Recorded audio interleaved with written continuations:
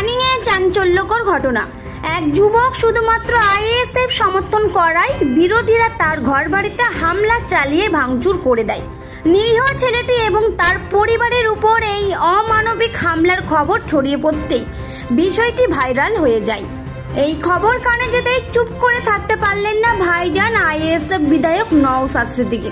সঙ্গে সঙ্গে তিনি ঘটনার তীব্র নিন্দা জানান। পারলেন না, আমি ইজাজের মাকে বলবো, ইজাজের পরিবারকে বলবো, ইজাজের রাজনীতির নামে সাধারণ মানুষের উপর হামলা কোনোভাবেই মেনে নেবে না আইএসএফ, জানিয়েছেন নওশাদ সিদ্দিকী।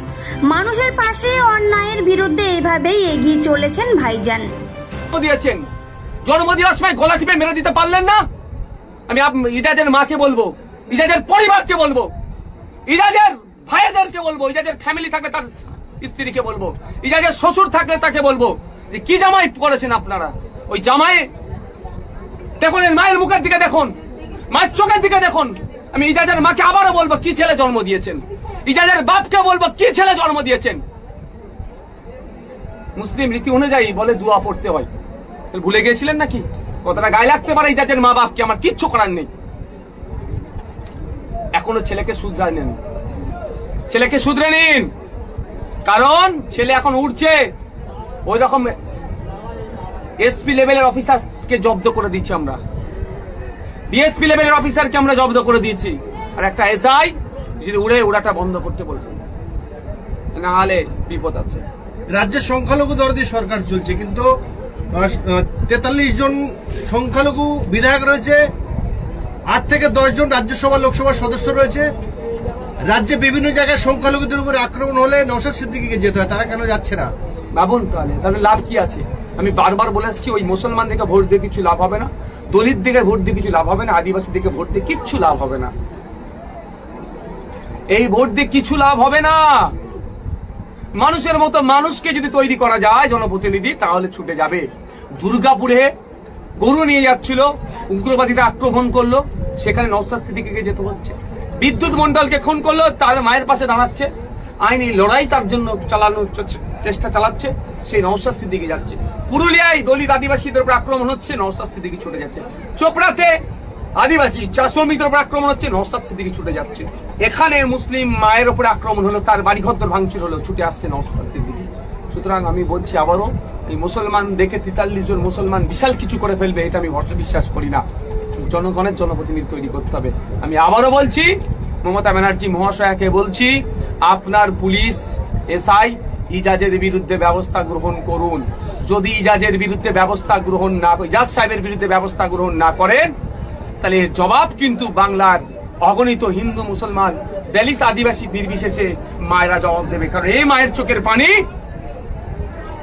ইজাজের মা যদি না উপলব্ধি করে, তাহলে কিন্তু এটা অভিশাপটা কিন্তু যাবে না, অভিশাপ পাবে। আমি অভিশাপ দেবার কেউ নয়। ইজাজের এই মা কিন্তু মুখে না বললেও বুক ফাটা অভিশাপ যাবে। বাস্তব কথা বলছে, ছেলে বোম রেখে গেছে, আর এখানে মা ওখানে রান্না করে, সেখানে ওর মা রান্না করে, ওখানে কাঠ সরাই, ওখানে ছেলে বোম রেখে যাবে? আমি এটাও বলে যাচ্ছি, পুলিশ যদি সঠিক ব্যবস্থা গ্রহণ না করে, বোমের কথা যেহেতু ওখানে উঠেছে, এনআইএ ইনভেস্টিগেশনে আসবে, এনআইএকে আমি চিঠি করব।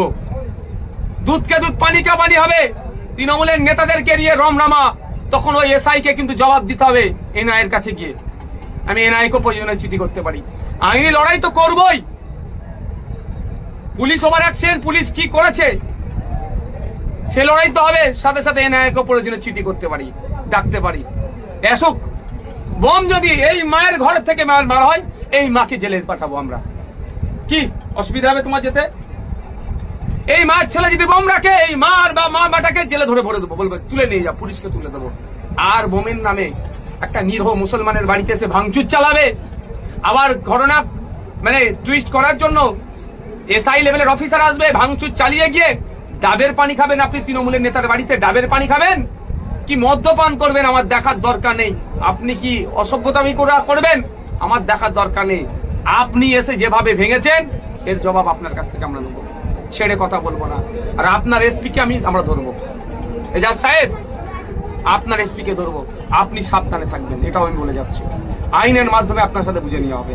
আর এজাজ সাহেবের আবার পরিবারকে বলছি, কি ছেলে জন্ম দিয়েছেন, কি ছেলে জন্ম দিয়েছেন? একটা মায়ের চোখের পানি বার করেছে অন্যায় ভাবে, এই ছেলে জন্ম হওয়ার পরে ফেলে দিতে পারলেন না, গলা টিপে মেরে দিতে পারলেন না? আমার কথাটা খারাপ লাগতে পারে, আমি এই ধরনের কথা বলি না, আজকে আমি বলতে বাধ্য হচ্ছি।